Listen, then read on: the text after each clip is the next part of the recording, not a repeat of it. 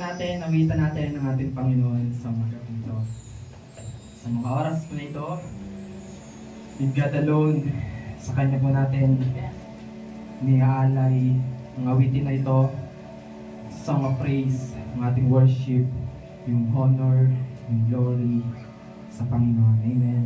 Sabi po dito, to you alone, O God, you are my strength, you are my shield. And to you alone, may my spirit yield. Amen.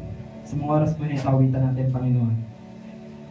Let God hear your voice, your praise, your worship. Sa mga oras na ito. Let's go.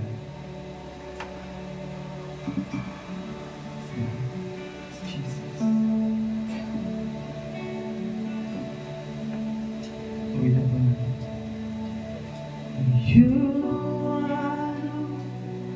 You're my strength, my shield. To you alone may my spirit yield. You alone, you're my strength, my shield. To you alone may my spirit yield.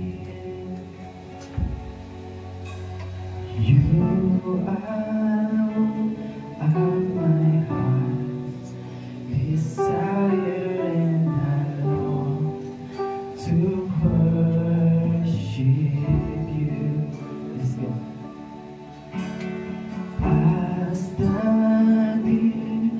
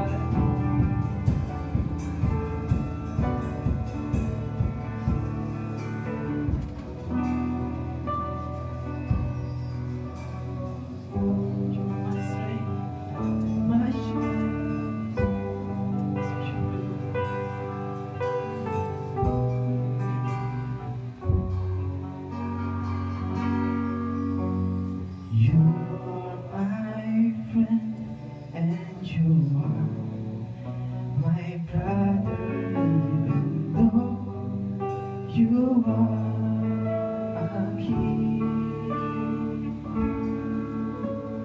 I love you more than any other, so much more than anything.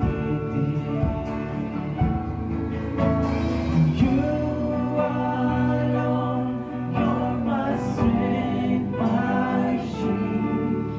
To you alone, may my spirit yield.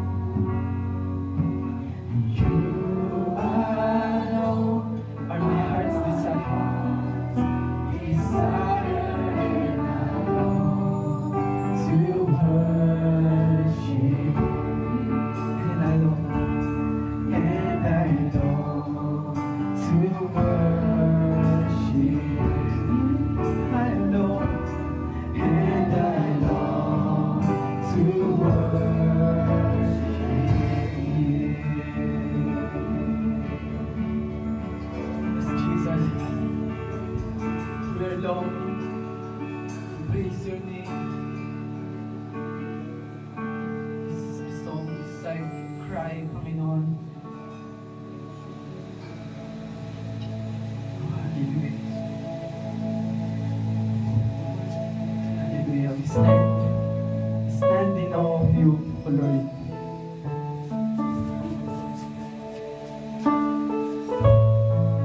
Only you, Jesus. You are holy God.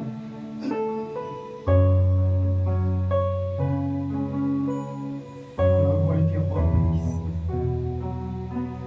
So we stand in awe of you. You are beautiful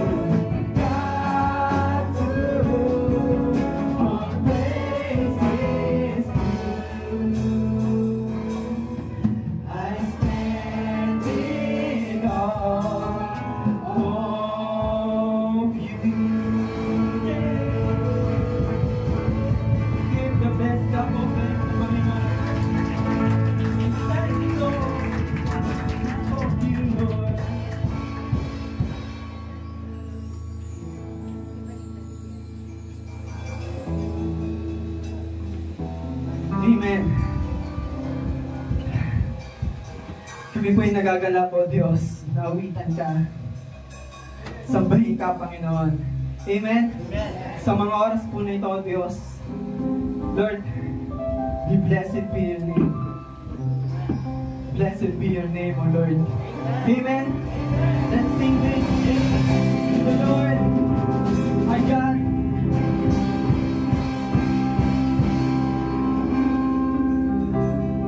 Sige po, malaya nating palakpak ang ating mga kamay. Purihin natin, sambahin ang Panginoon. Awitan, malaya rin po tayong gumalaw. Amen? Amen.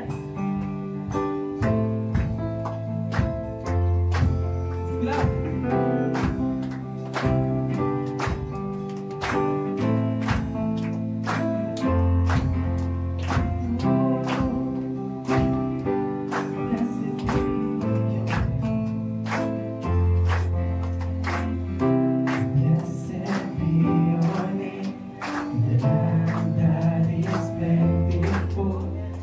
Street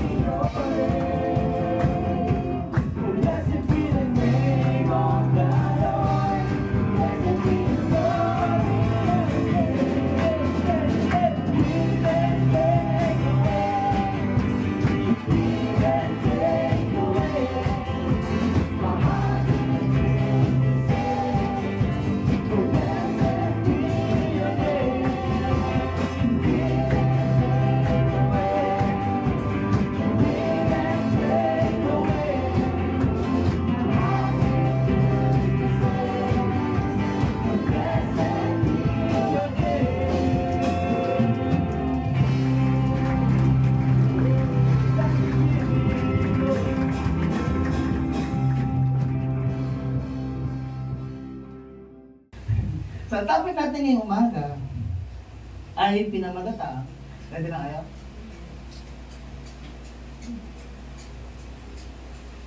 Remember me, your God. Makikita natin, kung may Bible kayo, babasahin natin yung mga ngaral, chapter 12, verse 1 to 14, or Ecclesiastes, chapter 12, verse 1 to 14. Babasahin natin siya mamaya. At meron tayong 4 na pointers. So, dapat mabilis ang kamay, mabilis ang mata sa pagsusulat. So, pwede yung picture lang kapag mabilis. Na po, parang sagot makahabol po kayo sa mensahe. At naranasan niyo na ba na nakakapasok kayo sa isang kwarto na hindi mo alam bakit ka nandun? Kasi nagkakamali ka ng pasok sa room. Diba? Nung pasukan, no? Ako, naranasan ko yung elementary ako, nakapasok ako sa isang room, hindi na pala yung section ko. So, lagi siya ng klase, nagtawag, hindi na pala ako nandoon. So may ganun pagkakataon na nakakalimutan natin. O kaya, nakakalimutan nyo rin ba yung mga names ng mga kaibigan nyo dati? Nakakalimutan nyo? Yung mga classmates nyo dati? Kilala niyo po ba sila lahat hanggang ngayon? Di ba hindi na? Tapos minsan birthday, appointment, or dates, minsan nakakalimutan natin. Pero marami din sa atin ay matalas yung memory. So dito yung na kahit hindi siya nag-aral, ay nakapasa pa rin sa quiz. Meron siya stock knowledge na tinatawag. Kunyari, nagturo, tapos kinabukasan may quiz. Hindi siya nag-aaral. Stock knowledge lang meron siya. Meron ba ditong ganun ka sa kamay? Wala. Wala pinagpala. Pinagpala ka kung meron kang ganun stock knowledge. No, meron kasi mga estudyante, kahit hindi siya nag-review, nakapasa sa mga quizzes. No, kala niyo sa Alex Gonzaga? Kala niyo? Yung, sabi nung kapatid si Tony Gonzaga, na si Alex kahit hindi nag-review, nakakapasaya kasi meron siyang patala sa memory niya. Kahit itinuro na sa kanya, pagdating na exam, siya mag-review, bukas ng notebook niya, nakakapagsagot siya. Yun sinasabi stock knowledge. No, pero marami naman sa atin ay, so dito hanggang ngayon, matalas ang memory. Bakit ba matalas pang memory natin? Di ba matalas ang memory natin, naalala natin kung sino nakasakit sa atin. Mama? Di ba? O kaya meron naman sa atin, mabilis makalimot sa nangyari sa nakaraan sa buhay natin. So yun yung ganung bagay. Pero alam nyo, yung pagbibigay sa atin ng Diyos ng memory, utak, no? Kasi dito yung store lahat lahat ng information, ibibigay lahat dito sa utak natin, sa mind natin, ay isang blessing na yung para sa atin na binigay ni Lord na nakapag-stock to ng maraming information. And then sa pag-aaral. Ano po ba?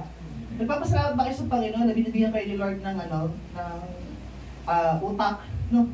Na nai-stock dito yung mga knowledge sa pag-aaral. At sabi dito, gaano nga ba kadalas nating naalala ang lumikha sa atin? Gaano mo kadalas naaalala si Lord? Gaano kadalas ang minsan? Pili ko rin, di ba? Gaano kadalas ang minsan? Gaano mo kadalas talaga naaalala ang lumikha sa iyo? So, tandaan natin, ang Diyos ang lumikha sa atin. Hindi tayo galing sa theory ni Charles Darwin. Tama? Ano yung theory ni Charles Darwin? Evolution theory. Tama? Tao ay nanggaling sa unggoy. No, wala naman siguro dito. Tama ba? Tingnan mga katabi mo, wala naman, di ba? Tingnan tayo ng kawangis ng Lord. Ayan.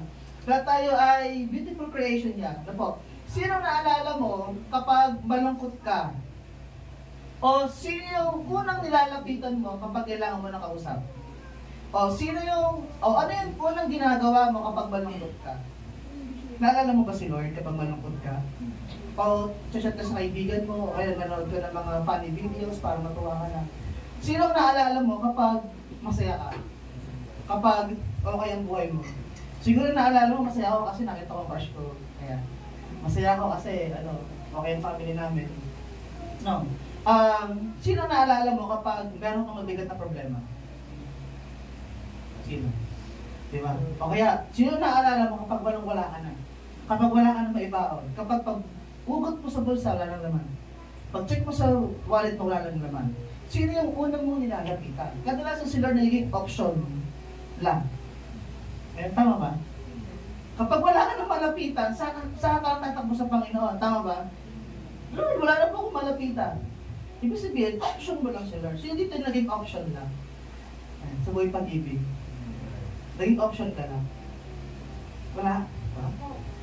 Ay, yung sakit maging option. Di ba ang sakit to na parang ano lang, parang nakitbutas ka lang, kaya ka ginanon. So si Lord, ganun din, minsan sa atin. Nalulungkot siya kapag ang kanyang mga anak ay the last priority ng mga anak na, ng mga tayo, mga anak na. Sabi dito, God is not an accessory to life. He is the source of it. Minsan, ang sistema natin, ang Diyos para lang siyang palamuti sa ating mga buhay. Pero dapat, ang Diyos, hindi dapat accessories lang. He is the source of it. Siya ang source. Lahat ng meron ka, siya ang nagbigay. Amen po. Kaya kapag ikay wala, hinangi ka sa nagbibigay. Amen. Kapag kailangan mo ng talino, hihingi ka sa nagbibigay. Sino? Ang Diyos. Huwag natin gawing ang Diyos ay accessories lang sa buhay natin. Parang palamuti. No, ang Diyos hindi siya palamuti. Siya yung nagbibigay ng kulay. Yeah. Kaya nagiging masaya ang buhay ng isang Kristiyano kasi nga, ginagawa niya ang Diyos na priority. So sabi dito, God, He wants to be more than your last resort. He wants to be your first thought. Hindi lang, ang gusto nila, hindi lang siya yung huling tatawagin mo. Ano ibig sabihin doon? Na kapag ikay nakahimlay, kapag ikay may sakit na, malapit ka na mamatay, sa amo siya tatawagin. Tama?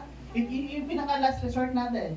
Nasa ganoon, kapag namatay ka, sa langit ka pupunta. Kunyari, mamamatay ka na, Lord, patawarin mo po ako. Sa'yo ko inaalay ang aking hininga, aking buhay. Ito yung last resort. Pero sabi ng Panginoon, He wants to be your first thought.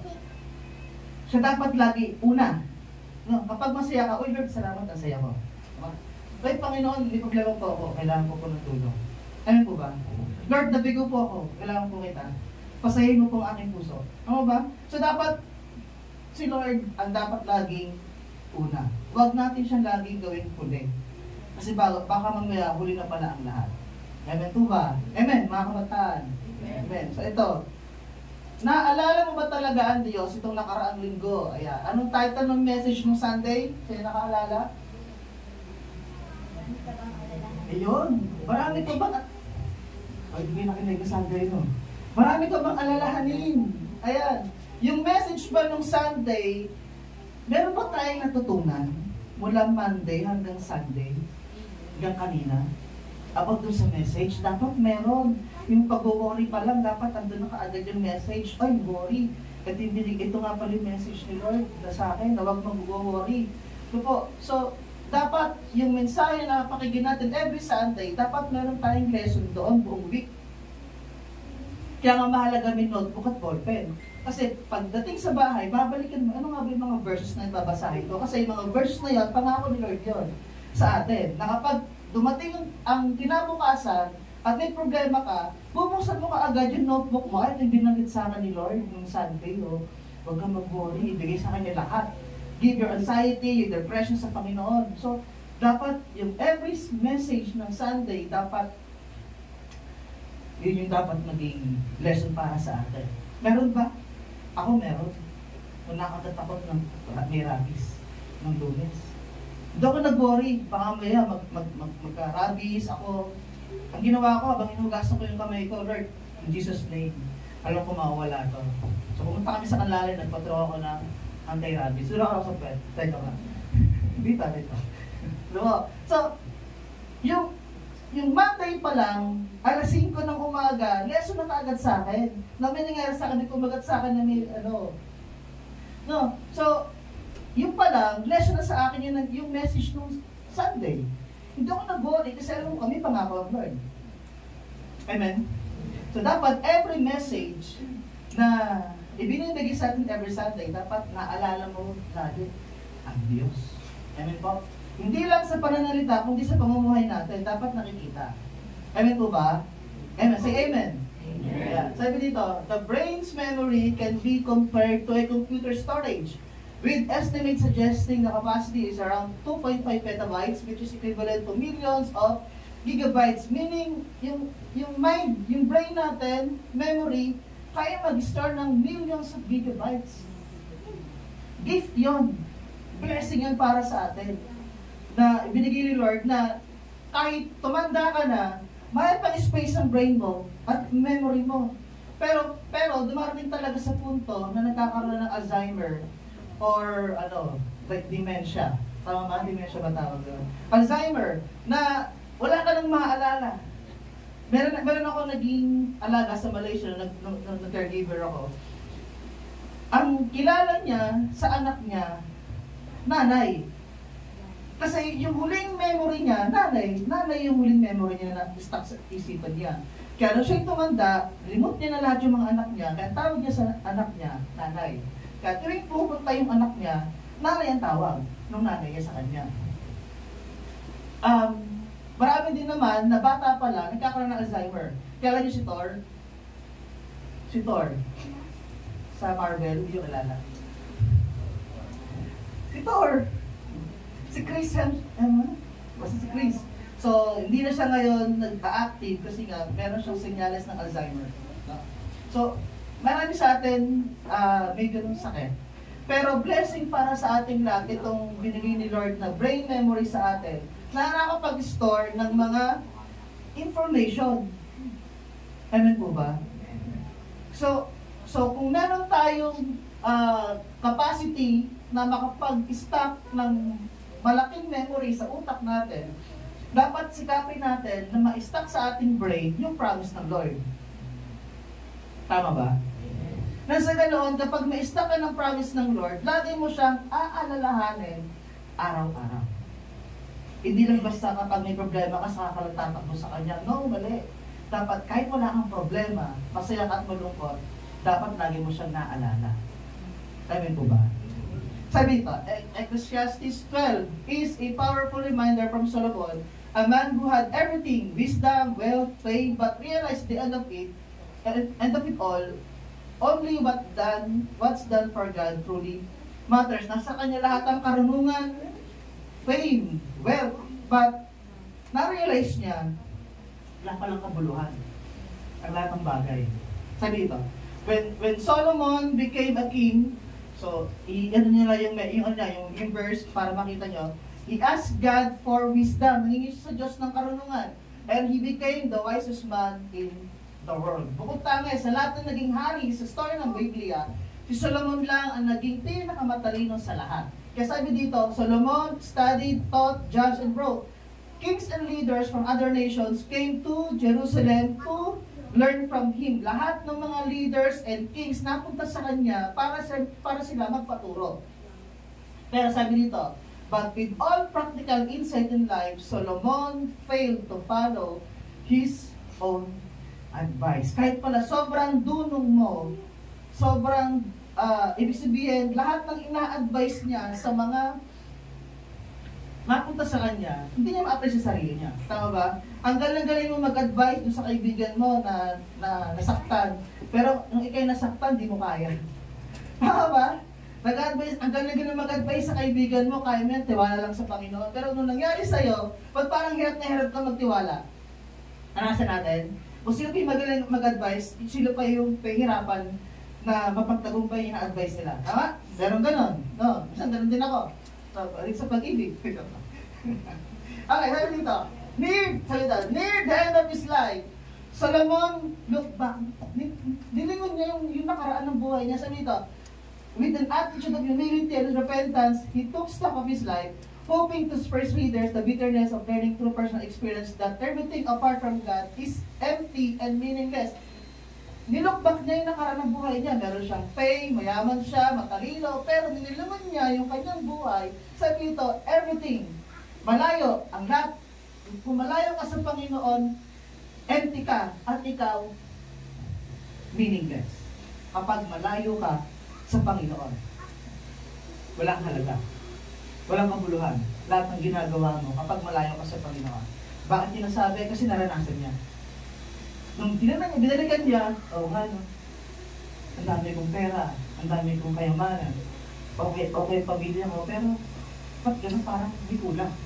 Meaningless. Kaya sabi niya dun sa Mga Ngaral, chapter 1, verse 2, walang kabuluhan, walang halaga ang lahat ng bagay. Kapag, malayo ka sa Panginoon.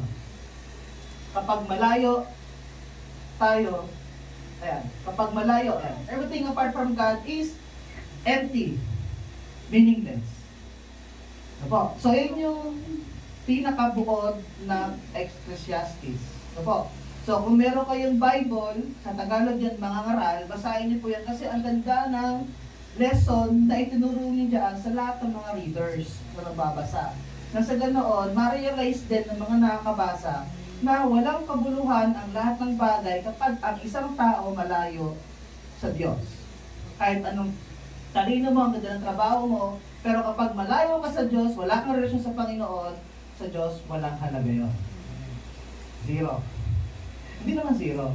So, ano lang, walang halaga talaga.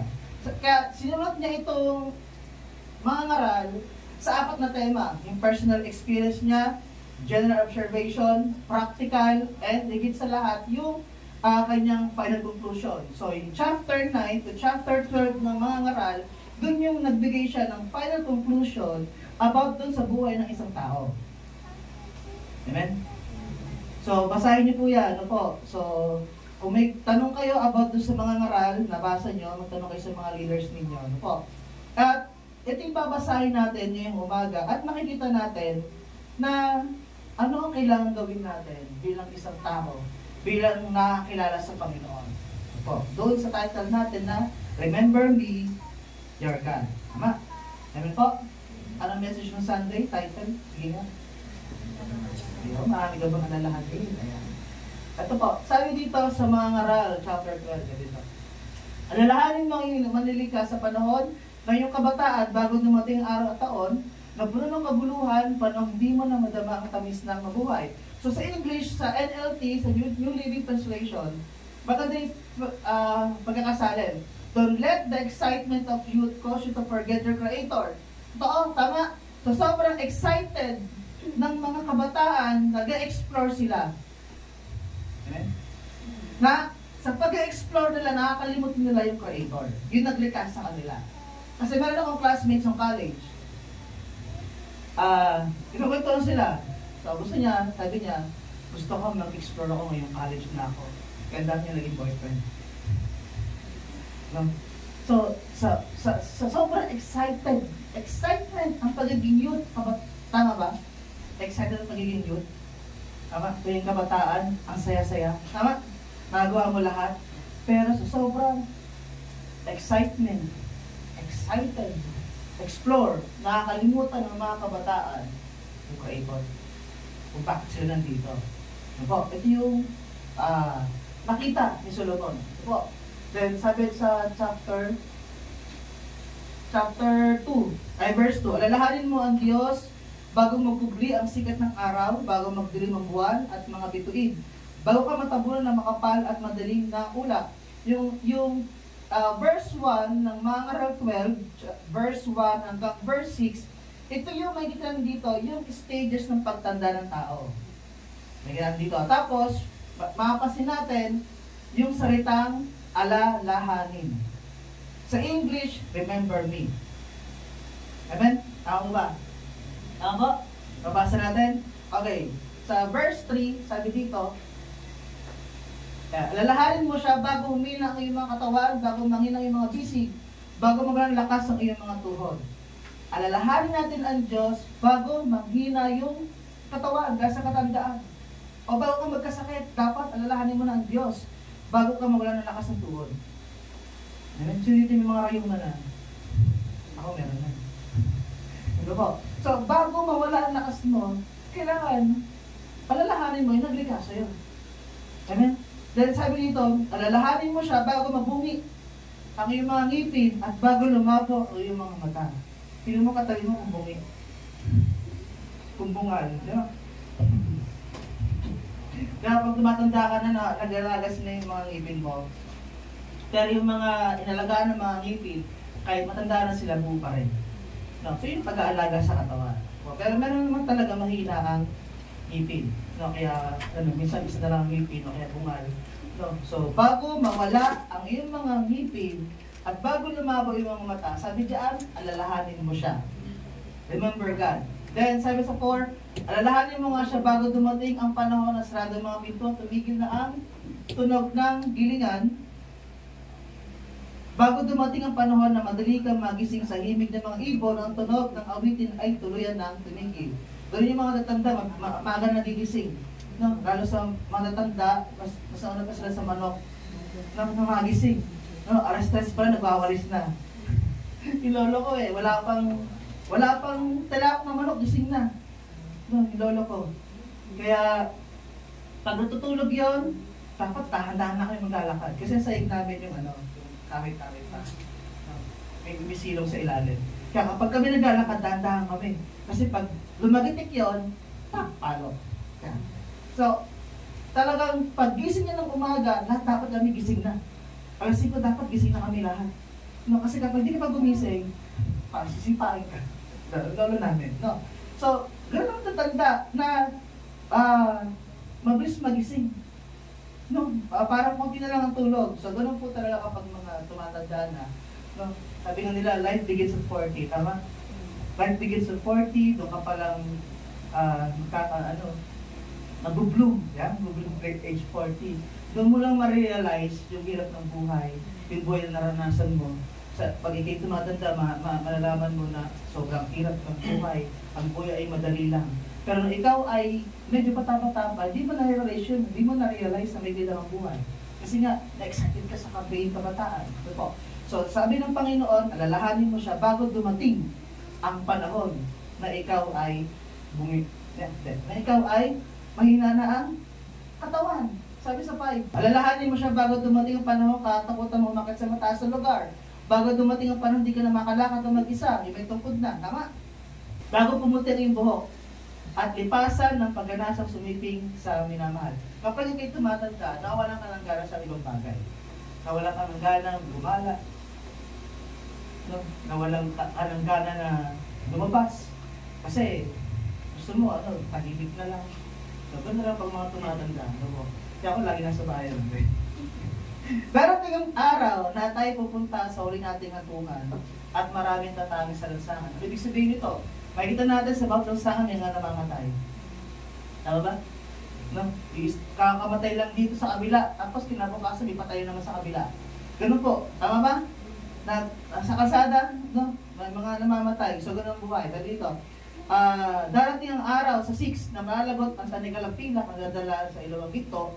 Babagsak at madudurog, darating din ang araw na malagot ang tali ng timba at ito'y babagsak at masisira. Dahil sa sobrang katandaan, hurupok na. Tama? Kaya yung tali ng timba, malalagot. So parang ganoon din yung buhay natin.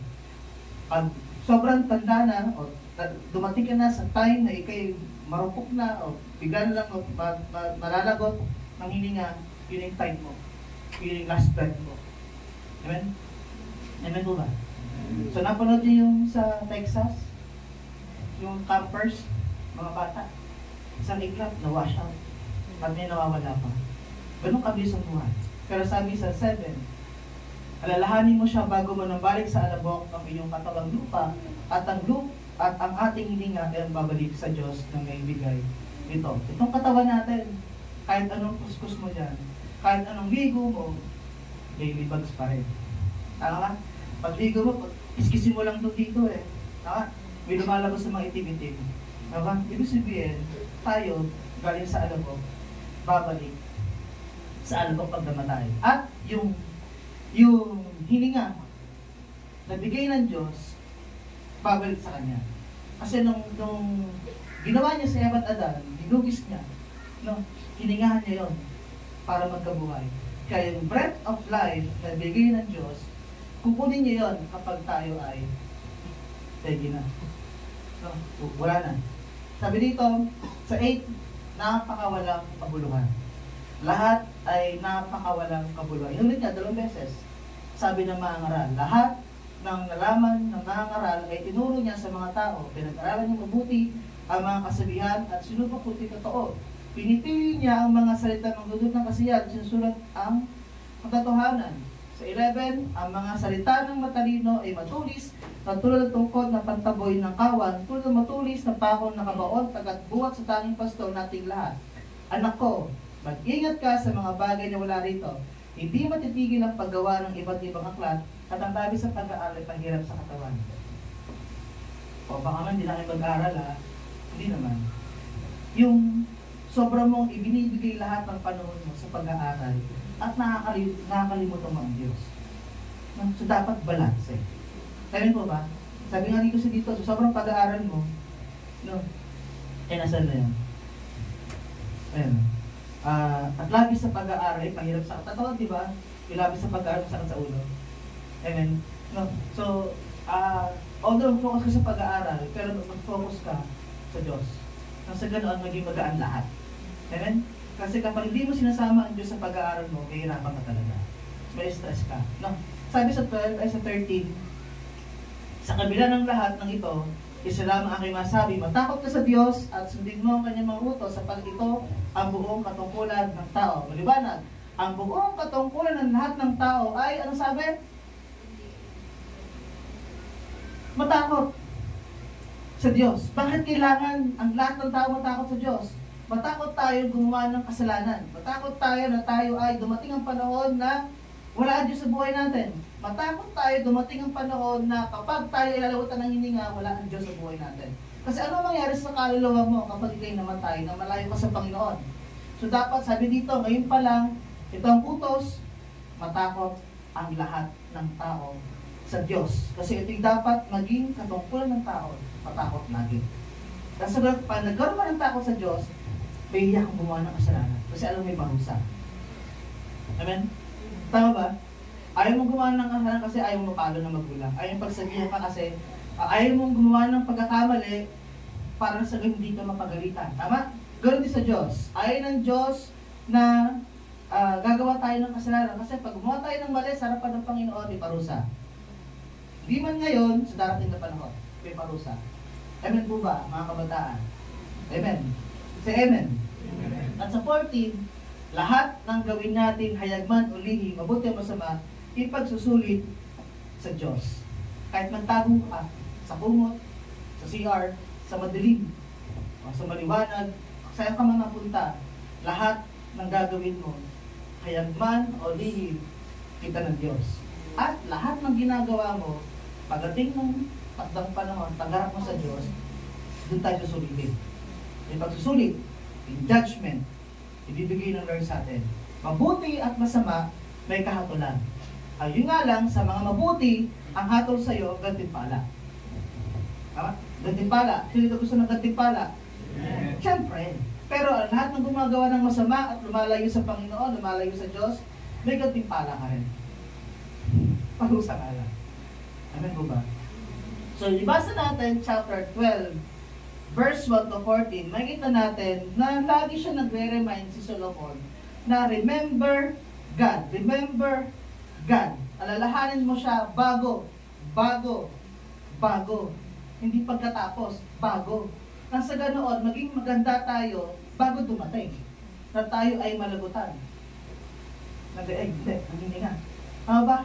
Nang sa ganoon ay mamatay ka man mamaya, diba? Paglabas mo, madulas ka, nautog ka, no?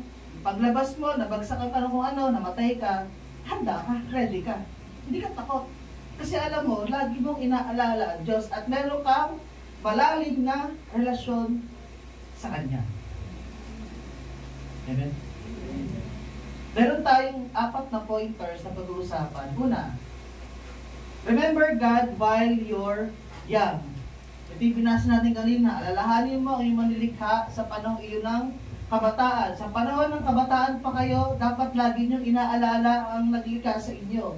Na siya naglikha sa inyo, siya rin ang kukuha sa inyo. Sa ating lahat. Bago dumating ang araw at taon na puno ng kaguluhan, panong hindi mo na madama ang tamis ng mabuhay. O sobrang hirap ng buhay, parang ayaw mo na mabuhay. O sobrang hirap ng pag-aaral, ayaw mo na mag-aral. Darating ang time na gano'n maranasan mo. Pero sabi ng Panginoon, alalahanin mo ang iyong manilikha habang ikaw ay kabataan pa. Amen. Bakit kabataan? Kasi ang kabataan may lakas. Malakas ang resistensya ng mga kabataan. Kaya habang malakas pa ang resistensya ng mga kabataan, inaano ni Solomon, pinupush tayo ni Solomon na huwag po siyang kakalimutan habang kabataan ka pa. Kasi sa sobrang excitement So sobrang pag-explore ng mga kabataan, nalilimutan niya yung Creator. Puro party, ha? Party. Hindi maligong party dati. Ako lang. Kasi Joanne maligong party. Diba? Party tayo dati. Ano po? Sabi, ang kabataan, ito yung time, hindi dapat tayo lumayo sa Diyos. Ito yung best time na lumapit sa Panginoon. Amen po, yung pagiging kabataan natin, ito yung time na hindi ka dapat lalayo sa Diyos. Dapat nga masala ka pag lumapit. Na sa ganoon, habang kabataan ka pa lang, makita mo yung maraming revelation sa iyo ng Panginoon.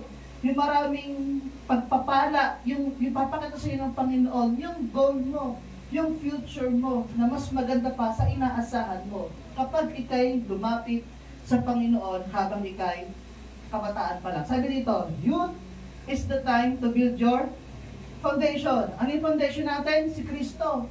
So dapat habang kabataan ka pa lang, o kaya sa mga magulang dito na may mga anak, itulong po natin sa ating mga anak na habang sila'y mga bata, turuan natin sila na ang naging pundasyon ng kanilang buhay, si Kristo. Magkaroon ng relasyon ang lahat ng kabataan sa Panginoon. Yung dapat yung kailangan gawin ng mga nanay, ng mga magulang, na habang bata pa ang mga anak, ituro sa kanila na magkaroon ng matibay na relasyon sa Diyos dahil ito yung magiging sandigan nila sa lahat ng hamon ng buhay. Kasi yung mga nanay, mga tatay, nadanas nila yung mga hamon sa buhay. Kaya dapat, yung mga nanay, ituro sa kanila kung dapat gawin, no, para na sa gano'n, kapag sila ay naiwan natin dito sa mundong ito, alam nila ang kanilang gagawin pagharap sa hamon ng buhay. Tama mga nanay? Tama po? Ituro, ano kailangan gawin ng mga anak? Makinig. Ang tanong, siyo dito, minsan din nakikinig sa magulang, taas ang kamay. Sa mga payo. Yung minsan meron tayong konting pagsuway. Amen. Kasi, gusto ko din yun eh, ma. Diba? Gusto ko rin yun eh. Sila ang ginagawa eh, bakit ano? Amen po. So, sa mga nanay, murang edad, dapat naturuan natin sila magkaroon ng matibay na relasyon. Sa mga kabataan, habang kayo ay malakas pa, please, magkaroon ng matibay na relasyon sa Panginoon. Sabi sa Deuteronomy 6:5, ayan, ibigin mo si Yahweh ng iyong Diyos ng buong puso, buong kaluluwa, at buong lakas. Wala ka dapat ititira, dapat buo. 100% di dapat kalahati. Lord, yung puso ko kasi kay Bebe. Hindi pwede. Di ba? Dapat yung puso mo, sabi ng Biblia, ibigin mo ang Diyos, sa Yahweh ng Diyos, ng buong puso. Wala dapat kahati ang puso mo. Hindi dapat kahati ng puso mo, pamilya. Although dyan ang pamilya. Pero dapat buong puso, si Lord. Amen po. Amen. Tapos buong kaluluwa, buong lakas. Dapat 100%. Hindi dapat kalahati yung ating paglilingkod sa Panginoon. Opo, kasi kapag kalahati, ay, lagot tayo. Makalahati rin tayo. Pakaki tayo. Pangalawa, the world offers distractions, but only God offers direction. Tama, maraming inaalok ang mundong ito. Mga bagong trend, mga bagong sa TikTok, Lord, I need you. Pwede yun, kasi Christian song yan eh. No, pero yung mga hindi Christian song na pangit yung meaning, no, so huwag tayo makiuso. No, yung mga pansamantalang aliw, dati nagpa-party din ako dati. No, bumember ako dyan cowboy grill sa Olivares, tapos Patis Point, sa Alabang. Party tayo. Pwede ako nag-inom. Kasi hindi ko gusto lasa eh. Ganun yung kabataan, excited ka eh. Kasi ginagawa, tropa ko ginagawa, kasi gagaya ka eh, kasi saya eh. Hindi ko sila saya-saya nila. Pero nandun ako sa loob. May konsensya. May lungkot pag pumapasok ka dito. Ngayon po, so marami i-offer ang mundo para i-distract ang lahat ng kabataan na ikaw ay umayon din sa kanila. So sabi dito, the world offer distraction, but God offer direction. Amen po. Sabi dito sa 1:10:10, basahin natin sabay-sabay. 1, 2, 3. At mahirap. Narito upang ang mga tuwa kaaway para nakawin ang buhay mo, ang future mo, lahat, nanakawin lahat yung joy mo. Pero sabi ng Panginoon, maparito ako upang magkaroon ka ng buhay, ng joy, masaganang buhay, na kasiyasaya, ganap at kasiyasaya. Nabibigyan tayo ng Diyos ng buhay, buhay na walang hanggan. Ituro sa atin ng Panginoon ang tamang direksyon. Kaya sa lahat ng mga nanay, iyan natin sa kanila, sabihin natin sa kanila yung tama. Ito yung tamang direksyon, anak, na kapag sinunod mo utos ng Panginoon, ibibigay niyo sila ng pangako niya para sa iyo. Yung mga goals mo, dreams na bibigay niyo sa tamang panahon. Amen po, mga nanay, mga tatay. At sa mga anak, please, ito ang warning. Darating si Satan para nakawin ang lahat ng meron ka. I-offer niya lahat sa'yo. Nasa ganoon, ma-focus ang buong attention mo doon sa ibibigay ng kaaway. Amen po. Kaya sabi si John 14:6, sabi ng Lord, sumagot si Jesus, ako ang daan, katotohanan at ang buhay. Wala makapunta sa Ama kundi sa pamamagitan ko. Sa Kanya lang ang tamang direksyon. Amen? Kung naliligaw ka ng direksyon ng buhay mo ngayon, balik ka lang. Kasi andyan si Lord. Tutulungan ka niya makabalik sa tamang direksyon ng buhay mo bilang isang kabataan. Then sa pangatlo, God doesn't want to wait until you're tired. He wants to walk with you while you're strong. Ang gusto ng Panginoon, kasama mo siyang maglakad, kapit ng kamay mo nang malakas ka pa. Kasi hindi ka makakapaglingkod kapag ikay nakaratay na, kapag may sakit ka na. Amen? Amen po ba? Amen. Hindi ka na makapaglingkod kapag putol ng binti mo, wala na, ano ka na, lantang gulay, wala na. Ang gusto ng Panginoon, sabi niya, He wants to walk with you while you're strong. Habang malakas ka pa, ang gusto ng Panginoon ay samahan ka niya sa paglakad. Kasi tayo umaayaw tayo.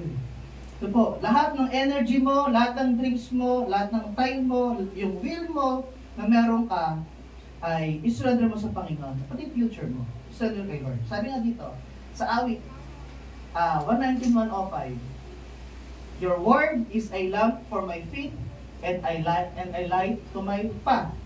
Yung word ni Lord, yung kanyang mabuting salita, yung good news, salvation, Jesus Christ, yung salita niya, magiging ilaw natin, mga kabataan, sa paglakad natin sa mundong ito.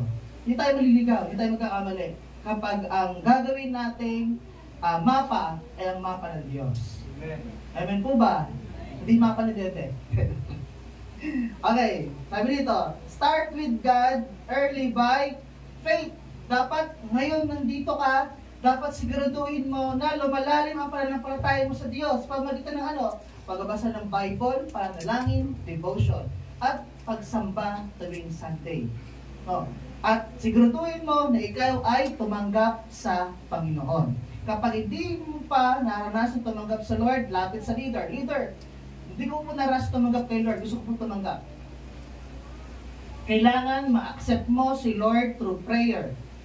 Lapit sa leader. Leader, paano po magkaroon ng buhay na walang hanggang salvation? Lapit sa leader. Nang sa ganoon, ituro sa'yo ng leader mo kung paano ka magsisimula sa pananampalataya. Pangalawa, discipline. Sa mga nanay, mahirap magdisiplina kapag pasaway ang anak. Kapag matigas ang ulo, ay sumunod.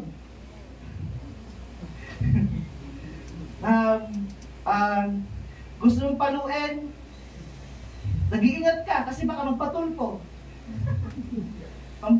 Barangay, tama ba? Pero hindi eh. Kailangan na yung madisiplina. Pero ang disiplina, nakaalay dapat sa message ng Lord.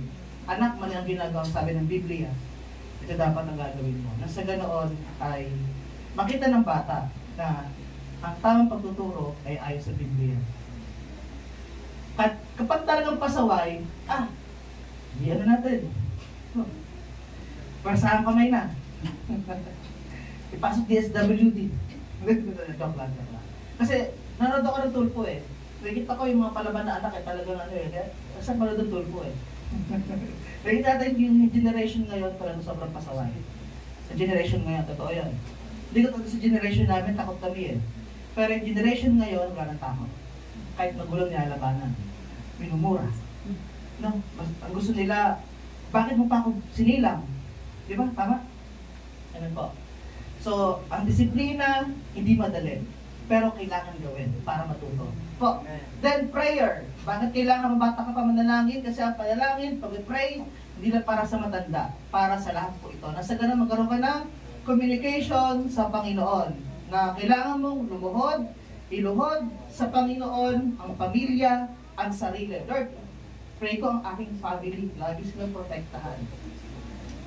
Next, purity. Ang gusto ni Lord, banal. Na hindi lahat pwedeng gawin. No, huwag mong subukan lahat. Ako nasubukan ko lang mag-yosi. Natawag ko sa CR namin. Gusto ko matikman kasi para pag sila yung nahit-hit, parang sarap. Nung try ko, sa CR, dura naman ako dura. Sige, ayoko na. Nakakapaglaway pala. No, hindi lahat pwedeng gawin. Sabi ng Lord, purity. Dapat habang kabataan ka ba, dapat ma-pure ka. Dapat hindi madungisan ay iyong katawan, ang iyong buong pagkatao ng kasalanan. Kapag nakaranas ka ng uminom, alak, pag-pray mo sa Panginoon, Lord, tulungan mo akong makaalis. Pag-vape, mas delikado ang vape. No? Mas delikado ang vape. Ito lang. Pero, saan na kami ng vape? No, kaya, dapat magdudungisan. Ito po. Then, service. Habang bata ka pa, kung gusto mong makapaglingkod sa Panginoon, lapit ka sa leader. Leader, ano ba gusto kong gawin? Maglingkod sa Panginoon. Ano ba pwede kong gawin? Makatulong sa church. Amen po ba? Mga kabataan. Lapit sa leader ko, anong dapat gawin? Kung gusto mong maglingkod, bibigyan ka na leader ng mga options. O magpakain ka sa mga kalsada, o di ba? Papakain ka ng mga tinapay, no? Makatulong ka na sa community. Opo. So, simple service mo ay ma-realize mo, ang sarap pala maglingkod sa Panginoon kahit sa maliit na bagay.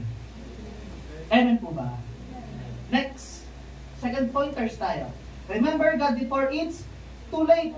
Alalahanin mo ang Diyos bago mahuli ang lahat. Sabi sa Ecclesiastes 12:6, remember Him before the silver cord is severed and the golden bowl is broken, before the pitcher shattered at the spring and the wheel broken at the well. So ito yung sample niyan. Ayan. The silver cord and the golden bowl. Kapag nalagot na yung silver cord at nabasag na yung golden bowl, huli na. Hindi mo na siya ibabalik ulit. Parang buhay lang natin yan. Kapag ang buhay natin napigtas na, wala na. Di ba sabi nga, life is short. Live life to the fullest. To the fullest, diba? No. May mga quote pa silang ganyan eh. Habang bata ka, mag-enjoy ka, enjoy the moment, enjoy life. So hindi dapat. Enjoy mo ang kabataan mo sa paglilingkod sa Panginoon. Amen po? Amen. Amen ba? Then sabi dito, ayan. There's no, the silver cord and golden bowl symbolize how delicate and short life is. One snap, one crack, it's over. Tama? Isang lagot lang na ating hininga, maputol man ang ating ugat, wala na. Wala na ang buhay. Ito po. Then, sabi sa mga ngaral, chapter 7, verse 4, mangmang ang isang tao nag-iisip ng kasayahan. Ngunit matalino ang isang tao naghahanda para sa kanyang kamatayan. Dapat pala, ang isang matalino naghahanda sa kanyang kamatayan. Hindi dapat isinasawalang bahala yung kamatayan. Dapat pala, pinaghahandaan habang bata pa. Nasa ganoon, Lord, kung mamatay ako ng 18 years old, 20 years old, saan ako pupunta, Lord? Dapat may ganun tayong tanong. Kaya nasa ganoon, mapaghandaan mo, kapag ako ay binangungot, hindi na ako magising, alam mo kung saan ako pupunta. Nung last Thursday yata yun, nabangungot ako, sa panaginip ko, may nakahawak sa akin dalawa dito, tapos sa paa, tapos may bad spirit, na umaano sa akin. Hindi ako makagalaw, gusto kong sumigaw. Hindi-rebuke naman natin. Ito po. So, kapag nakakapanaginip kayo ng mga hindi kayo makagalaw, rebuke agad sa isip. Kasi bukas naman ang mind natin eh. Rebuke. Amen po. Kaya sabi, paghandaan. Hindi mo alam kung kailan ka malalagutan ng hininga. Kaya sabi, maging handa. Lahat ng matalino. Pero yung mga mangmang, anong ginagawa nila puro? Kasiyahan. For TikTok. I need you. Okay, pangalawa. Ay, may verse pa dito. Yan. Ayan, sabi sa Isaiah 55-67, hanapin mo si Yahweh habang siya'y matatagpuan. Manalangin ka sa Kanya habang siya'y malapit pa. Dapat nang talikuran ang mga gawain ng taong masama at dapat magbago ng pag-iisip ang taong liko. Yung pagbabago ng isip, dapat ito desisyon. Renew your mind. No? Desisyon dapat ito ng isang tao. At dapat magbago ng pag-iisip ang liko. Sila'y dapat manumbalik at lumapit kay Yahweh upang kahabagan at mula sa Diyos, makakamit nila ang kapatawaran. Kapag lumapit ka sa Panginoon, matik, ikaw ay patatawarin. Habang ang Diyos ay malapit pa sa iyo. Habang siya'y nandyan pa. Habang ikaw'y may lakas pa. Kailangan talikuran na ang mga liko, yung mga secret sin, mga silent sin na ginagawa mo, dapat ihinatawad sa Panginoon. Bago mahuli ang lahat. Sabi nga, life is short. Before it's too late, dapat ay sikapin natin. Ihilag yung tawad sa Panginoon.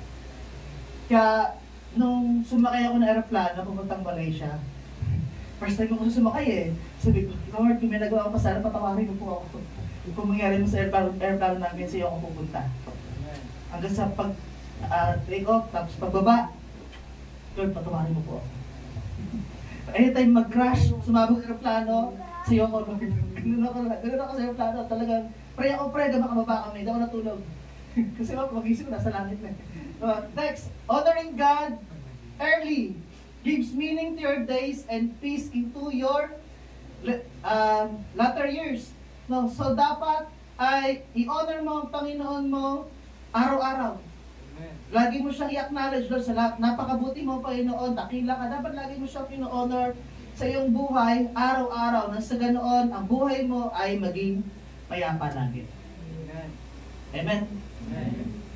Kahit magulo ang tahanan, magulo ang buhay, magulo ang paligid, meron kang peace. Kasi nga, lagi mo inaalala ang kabutihan ng Panginoon sa iyong buhay. Ayan. Sabi dito, remember God before it's too late. Physical strength, ano sabi dyan? Bago manghina ang iyong katawan, bago ka tumanda, bago mawala ng lakas, dapat yung energy mo na meron ka ngayon, gamitin mo sa pag-serve sa Panginoon. Habang ikinakatakbo pa, makakapagsalita, at nalaman mo lahat ng tama at mali, dapat go. Go. Lagi ka dapat go sa Lord. Then, mental clarity. Bago ka mawalan ng alaala, no, makalimutan mo lahat, dapat punuin mo ang iyong utak, ang iyong mind, ng mga pangako ng Panginoon. Mga pangako ng Panginoon, hindi kita iiwan, hindi kita pababayaan. Yung mga pangako ng Panginoon sa atin. Dapat punuin natin ang ating utak ng salita ng Panginoon. Through, devotion. So dito nagdi-devotion, taas ang kamay. Nagka-journal. Ayun, tatlo. Then, opportunities. Hanggat may oportunidad, mag-serve. Kabataan. Hanggat may magkakataon, mag-serve, maglingkod. Hanggat magkakataon na open pa ang grace ng Lord, mag-serve. Hanggang may pagkakataon na lumapit humingi ng tawad sa Panginoon, nagawa ng kasalanan, hingi ng tawad sa Diyos. Habang may pagkakataon pa.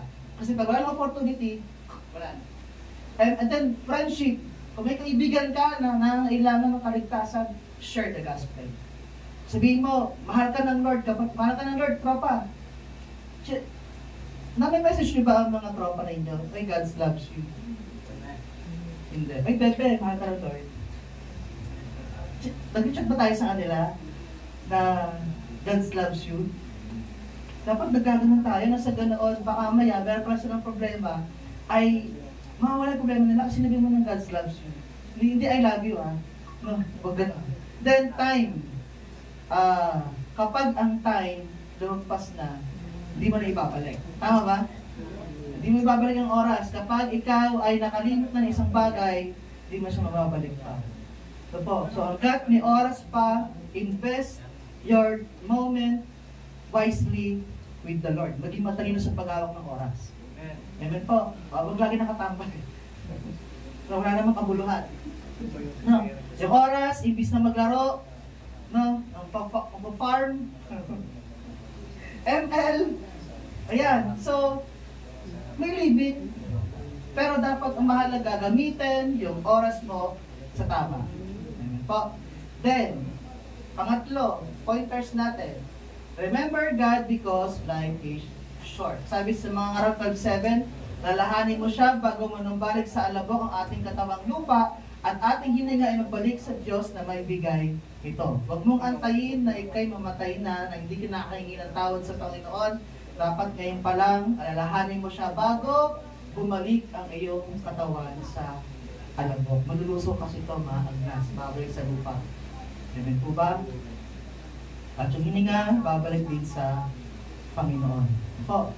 Then sabi dito, life on earth is short, but eternity is forever. Our physical bodies will return to dust, but our spirit lives on and returns to the one who gave it. Totoo yun. Yung ating buhay, katawan, babalik sa lupa. Ano po? Sabi sa mga Aral 3:20, iisa ang kauwian. Lahat ay buhat sa alabok at sa alabok din uuwi. Hindi tayo galing sa unggoy. Hindi tayo. Pero may mukha-mukha lang talaga. Ito. Hindi tayo galing sa unggoy. Ito pa. Sabi sa Mateo 10:28, basahin sabay-sabay. 1, 2, 3. Hindi nyo matakutan ang makapatay ng katawan, hindi naman nakakapatay ng kaluluwa. Sa halip, ang katatulan nyo ay ang Diyos na may kakayahang pumuksa ng katawan at kaluluwa sa impyerno. Ayan. So, huwag kang matakot kung mayroong pumapatay ng katawan, may massacre, huwag kang matakot, okay lang. Pero kailangan pa rin mag-ingat. No? So, conforme yung kung paano ka mamamatay talaga. Sagasaan, ubundol, dito lang, 19 years old student, UP, no? 38 stabs, ninakawan, lahat. Ang mga kriminal, minor de edad. Ganun kikli ang buhay. So, dapat, bago ka dumating sa ganun, dapat ready ka. Okay lang na basta huwag ka matakot mamatay. At matakot ka sa katawan kaluluwa sa impyerno, na kayang pumatay. Araw-araw kang papatayin, pero hindi ka mamamatay sa impyerno. Araw-araw kang parurusahan. Then, ito, basahin natin sabay-sabay. 1, 2, 3. Ang lahat ng ito, isa lamang ang aking masasabi. Matakot ka sa Diyos at sundin mo ang kanyang mga utos, sapagkat ito ang buong patungkulan ng tao. Matakot lagi tayo sa Diyos. Kapag alam mong kasalanan, isip ka agad, ay, ayoko magkat ng Lord. Tama? Ay, ayokong sumama sa kanila kasi baka mali ang gawin. Takot ako kay Lord eh, baka may paluin. No? So, kailangan matakot lagi tayo sa Panginoon. Then sabi dito, sa remember God because life is short, yung breath natin, yung ating hininga. Bawat hininga ay paalala sa atin ng Diyos na tayo ay buhay pa. Tama? Kapag wala ka ng hininga, ibig sabihin patay ka na. Tama? Tama po. So, hanggang na magkakataon, may hininga ka pa, pag-gising mo, may hininga ka, kahit mabaho yan, maglingkod sa Panginoon, mag-serve. Then, time. Ang oras ay isang regalo ng Diyos sa atin. Precious yung time. So, dapat gamitin natin ito sa makabuluhang bagay. Ano yung mga makabuluhang bagay? Fellowship. Mamaya may fellowship po kayo mamaya. Gen Z. Gen Z. May fellowship kayo mamaya. So, gawin natin makabuluhan ng ating kabataan. I-enjoy natin. Sali tayo sa mga fellowship na ganito. At yung buhay natin habang may oras pa nga ay yari sa Diyos kasi ito ay hindi masasayang. Kapag sa Diyos mabinigay ang buhay mo, hindi masasayang ito. Then, legacy. May iwan natin sa ating mga anak pag tayo nawala na? Hindi yung pananampalataya natin. Iiwan natin sa mga anak, sa mga magulang. Iiwan natin na kapag tayo wala na mga magulang, ang mga anak natin naman, ang mapapatuloy paglilingkod sa Panginoon. Kaya mga anak, please makinig kayo sa mga magulang ninyo na kapag ituturuan sa salita ng Panginoon, makinig at sundin. Huwag na maging pasaway. Isumpong niyo po sa aking pasaway. Moment! Ayan. Bawat sandali ay mahalaga. Pag kasama mo ang Diyos, masarap po lagi kasama ang Diyos. Totoo lang. Kahit solo ka, masarap kasama ang Diyos. Kahit mag-superman, ikaw lang mag-isa sa sinihan, masaya kasi kasama mo si Lord. So, kasi ang Superman yun. Huwag mo palampasin ang pagkakataon lumapit sa Diyos at sumunod sa Kanya. Ito yung moment talaga dapat na huwag natin kakalimutan. Urgency. Panawagan ng Diyos, ang paglapit sa Kanya, pagiging ng tawad, hindi para bukas, kundi ngayon. Ang kailangan mong gawin, buksan ang puso, Lord, sorry po. Gusto po kitang tanggapin sa aking buhay bilang Panginoon at tagapagligtas. So, sa pointers number 4, ayan. Remember God before judgment comes. Ready ba kayo sa judgment ng Lord? Ready ba? Kapag pag-aharap tayo sa Kanya, ready ba kayo? Sabi ito, lahat ng gawin natin, hayag man o lihim, mabuti masama, ay ipagsusulit sa Diyos. Sabi dito, God sees what others don't. Yes. Nakikita ng Diyos lahat. Although magpakitang tao ka sa iba, pero ang Diyos nakikita ka. So wala kang itatago sa Diyos. Kahit yung hidden na motibo mo, yung quiet sin mo, kita ng Diyos yan. Yung pagsiring mo, yung pag-isip mo na masama sa kapwa, yung pagkibot ng bibig, na hindi maganda, no? Kasi may nakita na kinigilisan mo, no? So lahat ng movement ng katawan natin, alam ng Lord. Hindi ka pwede magsinungaling sa Kanya kasi nakikita niya lahat. No, huwag mo hayaan yung pagsinungaling mo ay ihayag ng Lord kasi ikaw ay napapahiya.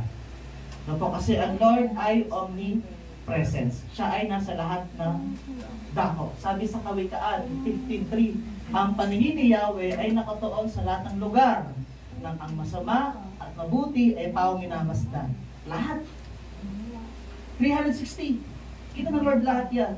At ang ginagawa ng mabuti at masama. Kita niyan. Kahit laman ng puso nyo ngayon, kita ng Diyos. Kung totoo na naman niya. Kaya, wag na wag kayong sisinungaling. Amen? Alam mo nang mali, sisinungaling ka pa. Double ano na yun? Double dead na yun. No. Double kasalanan na yun. No. Kasalanan na nga, nagsinungaling ka pa. Then sabi sa Hebrews 4:13, walang nilalang makakapagtago sa Diyos.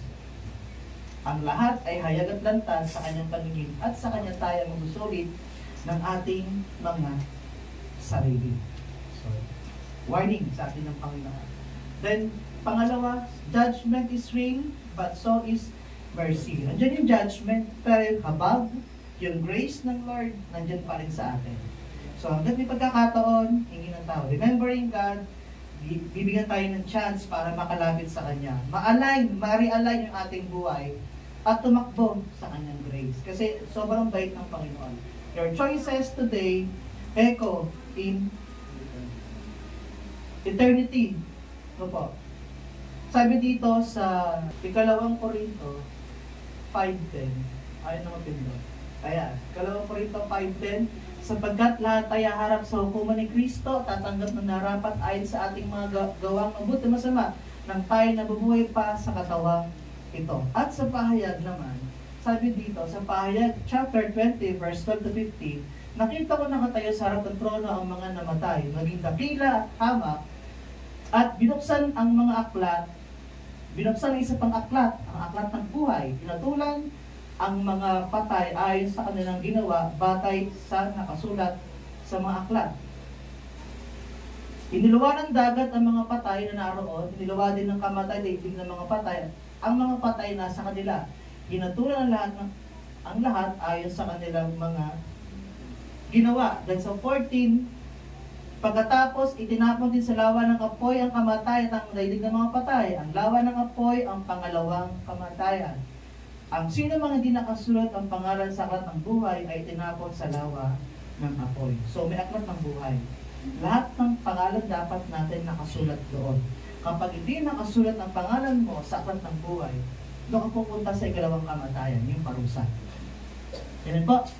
So dapat, pag-pray mo sa Panginoon, sa pagtanggap sa Panginoon, Lord, dalangin ko po na ang pangalan ko nakasulat sa aklat ng buhay. Nasa ganoon sa pagharap ko sa judgment, nandun yung pangalan ko. Amen po. Amen. Pero bago mangyari yun, dapat habang nandito ka pa, siguraduhin mo na nakapaglingkod ka ng totoo sa Panginoon. Amen? Amen po ba? Amen. Sabi dito, Thessalonica 4:7, tayo tinawag ng Diyos na pamamuhay sa kabanalan, no? At hindi sa kahalayan. Dapat ating buhay ay dapat laging banal, kanlugod-lugod sa Panginoon. Kung adik ka pa sa pornography, isurrender sa Panginoon. Kung mata mo, nakakaano ng mga malalaswang bagay, isurrender sa Panginoon. Lahat ng buong katawan natin, isurrender sa Panginoon. Nasa ganoon ay patawarin tayo ng Panginoon. Sabi ito sa Matthew 24:44, kaya't lagi kayong maging handa sapagkat darating anak ng tao sa oras hindi nyo inaasahan. Ang pagdating ng Panginoon, hindi alam mo kailan. Baka mamaya bukas, susunod na araw, o mamayang gabi. So dapat ang lahat ng manampalataya ay maging handa. Ay, sabi ito, remember God before judgment comes, yung motives natin. Lahat yan, sinusuri ng Panginoon, yung motibo natin. Yung kung maganda ba yung intensyon ng ating puso, kung tayo ba ay tapat sa kanyang paningin at sa paningin ng ibang tao. Secrets. Yan. Walang malilihim, walang natatago sa Diyos. Kaya kung may sikreto ka pa, huwag ka naman sikreto. Yan. Kung may secret crush ka, okay lang. No, okay lang yan. Pero kung may secret sin ka, ibigay mo rin sa Panginoon. Piliin mong lumapit at mag-sisi. Next, integrity. Ang gusto ni Lord, laging tapat. No, laging tapat. Kasi ang Diyos tapat. Tapat tayo din, laging tapat sa Kanya.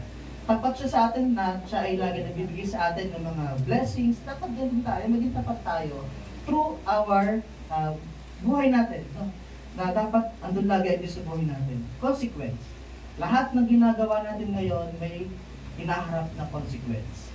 Lahat yan may parusa. Mamuhay tayo na may pananagutan lagi. At lagi matakot sa Diyos. Eternity. Ang buhay sa mundo ay pansamantala. Pero ang kaluluwa mo ay walang hanggang patutunguhan doon sa kabilang buhay. Kaya mamimili tayo. Sa kapahamakan, kaparusahan, o sa buhay na walang hanggan. Saan mo gusto? Okay, sige. Ang sabi ng Panginoon sa atin, alalahanin natin. Ang Diyos. Habang may pagkakataon, may oras, alalahanin. Kasi kapag ang oras mo tumigil na, ibig sabihin, ito na yung end ng buhay mo. Kaya ang turo sa atin ng Solomon sa mga ngaral, alalahanin lagi ang Diyos. Habang ikay may pagkakataon. Let's pray tayo sa Panginoon. Pasapin mo ang Lord ngayong umaga, buksan mo ang iyong puso sa Panginoon, at sabihin mo, Panginoon, patawad po kung minsan 2 beses lang kita naalala sa maghapon. Minsan 3 beses lang, minsan 4 na beses, minsan 5 beses, paggising, pagkakain, umaga, pagkakain tanghalian, sa gabi nag-pray, and then sa gabi matulog. Lord, patawarin mo po kung 5 beses lang itang naalala. Ang Diyos lagi kang inaalala. Pero, ikaw ba, gaano mo inaalala ang lumikha sa'yo? Gaano mo kadalas inaalala ang nagmahal sa'yo? Gaano mo kadalas inaalala yung Diyos na lagi kang iniingatan? Yung di pagkakataon na sabihin sa Panginoon, Lord, oo nga no, kailan man di ka nagulang? Oo nga no Lord, kahit salat kami sa pinansyal, buhay pa rin kami, Panginoon. Dapat ipagpasalamat sa Panginoon na hindi siya nagkukulang sa atin araw-araw. Ang kailangan lang gawin natin bilang mga kabataan, mga nanay, tatay na nakakilala sa Panginoon, remember me. Remember me hanggang sa huling hininga ng buhay mo. Remember your God. Remember your God. Dinahayuan namin sa barracks. Meron siyang Alzheimer. Hindi niya kilala yung pamilya niya. Pero tinanong namin, kilala mo si Jesus? Ang sabi niya, oo. Ibig sabihin, si Jesus, ang huling salita, ang huling nakilala niya, nang siya ay meron Lord dahil siya ay tumanggap sa Panginoon. Huwag natin hayaan na malagutan ka ng hininga na hindi ka nakakalapit, hindi ka nakakaingin ng tawag sa Panginoon. Kailangan mong gawin, kapatid, buksan mo ang iyong puso ngayong umaga sa harapan ng Panginoon. Huwag ka naman matigas pa. Yung pride, di ba ba? Lapit sa Panginoon. Habang pinapakinggan natin itong awit na to, labing natin yung pag-ibig, yung yakap ng Panginoon sa ating lahat. Yung goodness ng Lord, dapat mong alalahanin umaga at gabi.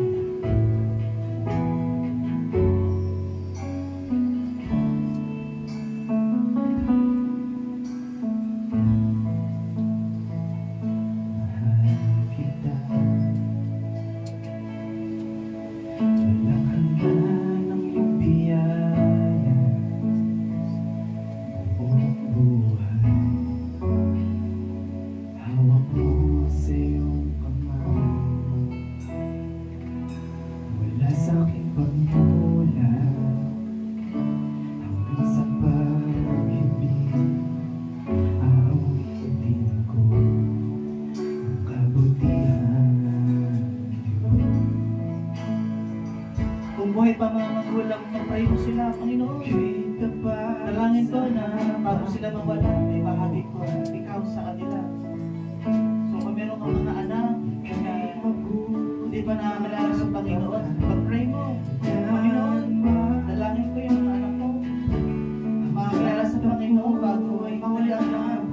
Na maalala ka nila kabutihan. Thank you, Lord.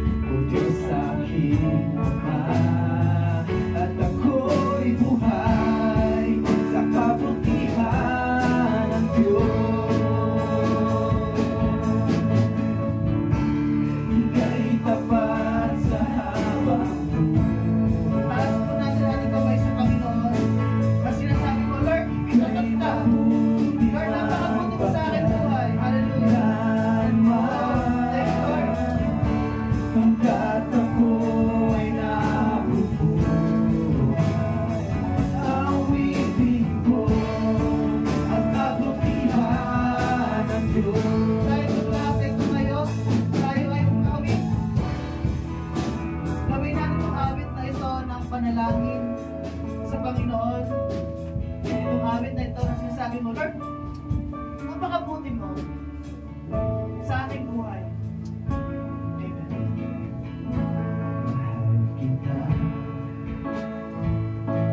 Buksan mo yung tinig at pagsapasapia.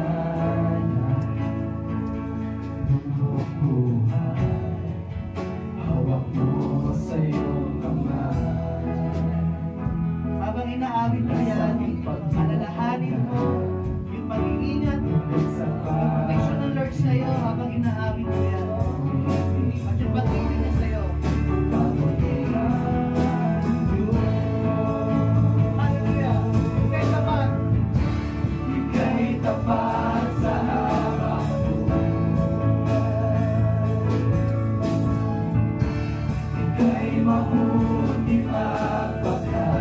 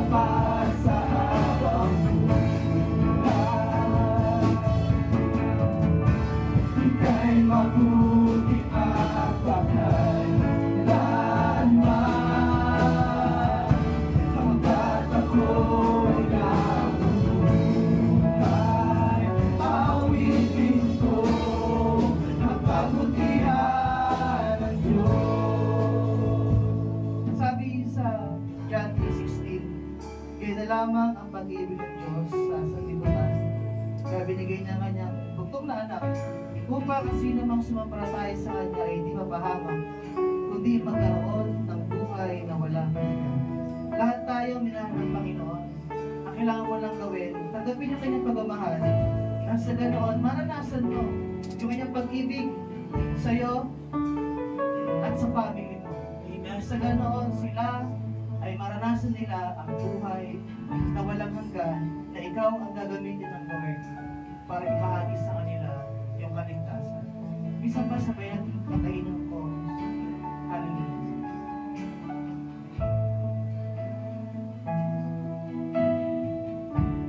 Ika'y tapat sa habang buhay, ika'y mabuti magpakailanman, hanggat ako ay nabubuhay, awitin ko ang kabutihan ng Diyos. Salamat po, Panginoon, sa iyong kabutihan, sa iyong pag-ibig. Naging mabuti ka po sa akin kahit kami hindi mabuti. Salamat po sa pagtanggap mo po sa amin bilang iyong anak. Kahit kami po ay nagkakamali, nasasaktan ka namin lagi, sinasaktan po namin ang puso mo. Still, Lord, andiyan ka pa rin para magbigay ng kapatawaran sa amin. Sa mensahe namin narinig, maging aral po ito sa amin, maging lesson ito sa amin, maging patnubay namin ito sa aming buhay pananampalataya na araw-araw pa po namin alalahanin habang kami may oras, may lakas, may hininga. Salamat po.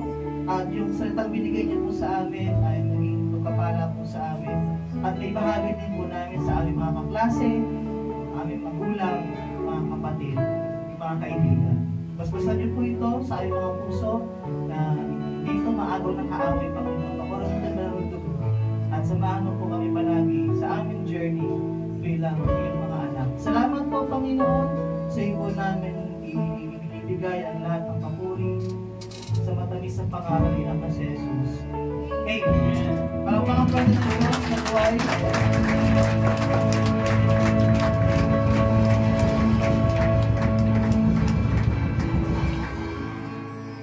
Praise God! Hallelujah! Sa oras naman pong ito, tayo po ay dadako na sa ating tithes and offering.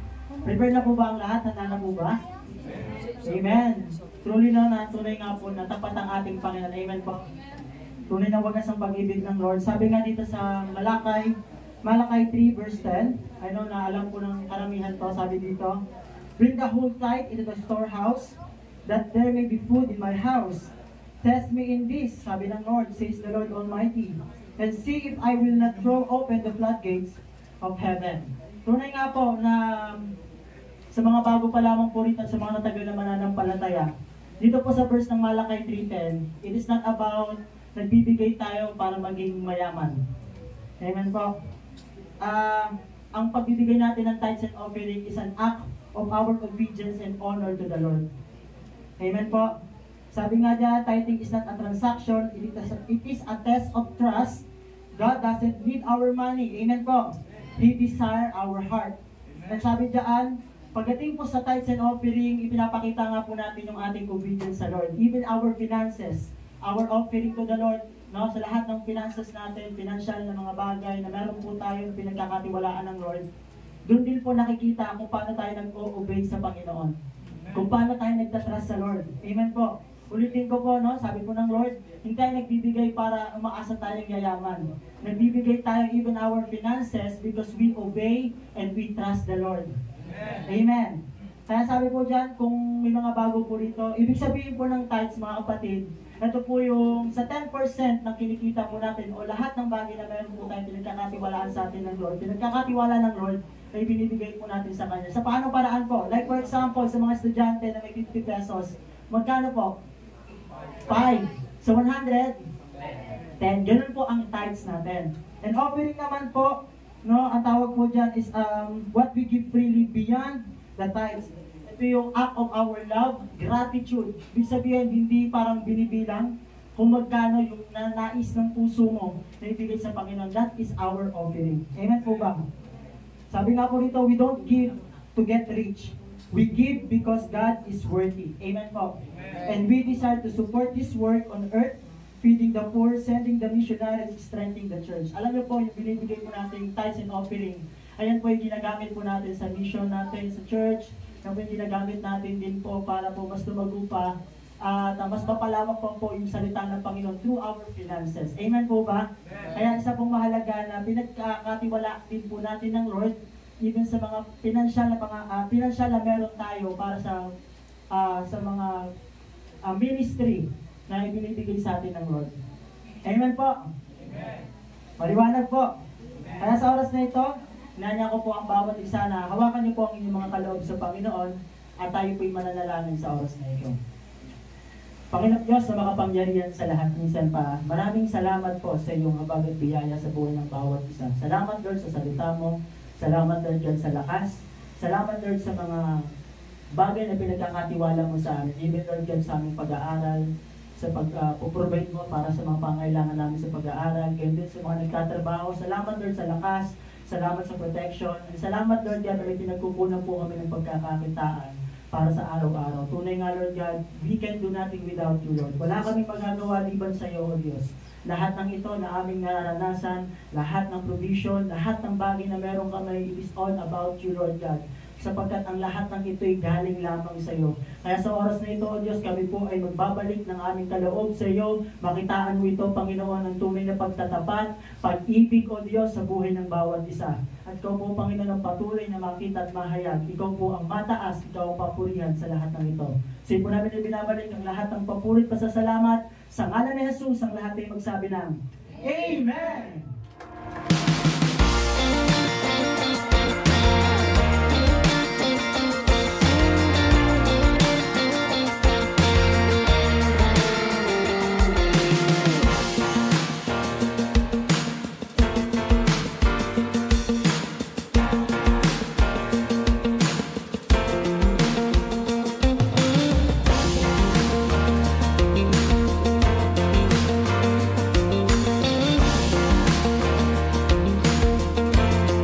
Let's take a few moments to stay connected with what God is doing in and through our church family. Please tune in to these important announcements, opportunities to grow, serve, and fellowship together. Join us for morning devotion every Monday to Saturday from 5 a.m. to 7 a.m. live on our CLCC Facebook group. Come early, come expectant, and begin your day with the Word, worship, and a fresh encounter with the Lord. Let's grow together in faith, one morning at a time. We also invite you to a special time of seeking God together. Join us every Friday night from 7 p.m. to 8:30 p.m. for our prayer and Thanksgiving gathering. It's a sacred space to pour out our hearts, lift up our needs, and give thanks for all He has done. Come expectant. Breakthrough happens when we pray. And for our young champions, don't forget Amazing Kids, happening every Saturday from 9 a.m. to 11 a.m. right here at CLCC. It's a fun, faith-filled time designed especially for children ages 6 to 12, with Bible stories, songs, games, and lessons that build strong foundations in Christ. Your kids will love it. We'd love to see you again next Sunday. Join us for our Sunday services here at CLCC. We have 2 worship services every week. First service starts at 8 a.m. and second service at 10 a.m. Come early, come expectant, and bring someone with you. There's always a seat for you in God's house.